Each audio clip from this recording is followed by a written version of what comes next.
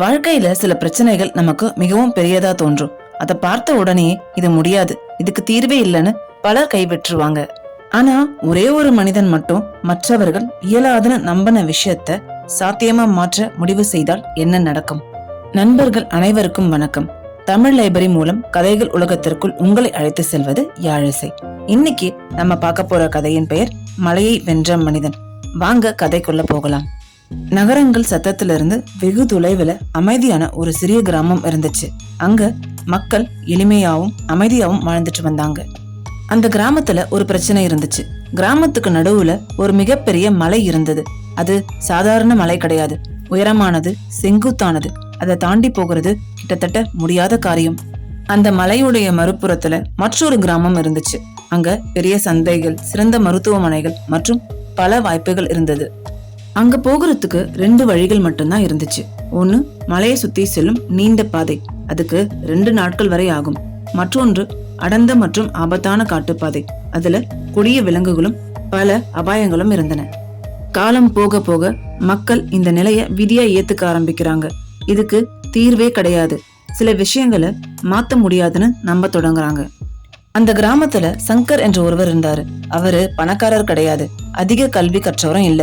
ஆனா அவரு மற்றவர்களை போல சிந்திக்கல. மத்தவங்க மலையை பார்த்த இடத்துல அவரு ஒரு கேள்வியை பார்த்தாரு. இந்த மலையின் வழியா ஒரு சாலைய அமைக்க முடியாதா? இந்த கேள்வி அவருடைய மனசுக்குள்ள அடிக்கடி எழும். ஒரு நாள் அவருடைய வாழ்க்கைய மாற்றிய சம்பவம் நடந்தது. அவருடைய தந்தை கடுமையா நோய்வாய்ப்பட்டிருந்தாரு. அந்த கிராமத்துல சரியான மருத்துவ வசதிகள் இல்ல. அவரை காப்பாத்தணும்னா மலையுடைய மறுபுறத்துல இருக்கும் மருத்துவமனைக்கு அழைத்து போகணும்.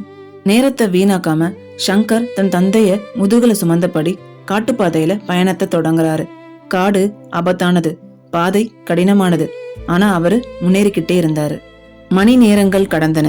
அவருடைய தந்தையின் நிலை மோசமடைந்தது. சங்கர் தன்னால முடிஞ்ச அனைத்தையும் செய்யறாரு. ஆனா மருத்துவ உதவி கிடைக்கும் முன்பே அவருடைய தந்தை உயிர் இழக்கிறாரு.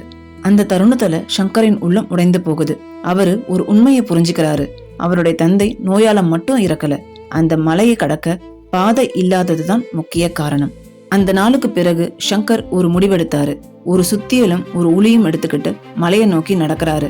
மக்கள் ஆச்சரியப்பட்டாங்க. என்ன செய்ய போறன்னு ஊர் மக்கள் கேட்டதுக்கு சங்கர் அமைதியா பதிலளிச்சாரு. இந்த மலையின் வழியா ஒரு சாலை அமைக்க போறேன்னு சொன்னாரு. மக்கள் சிரிச்சாங்க, கேலி செய்தாங்க. உனக்கு பைத்தியமா? ஒரு மனிதனால மலையை உடைக்க முடியுமான்னு நக்கல் செய்தாங்க. ஆனா சங்கர் பதில் சொல்லல. முதல் முறையா சுத்திய உயர்த்து மலையை அடிக்கிறாரு. அந்த ஒளி பள்ளத்தாக்கு முழுவதும் எதிர் ஒலித்தது.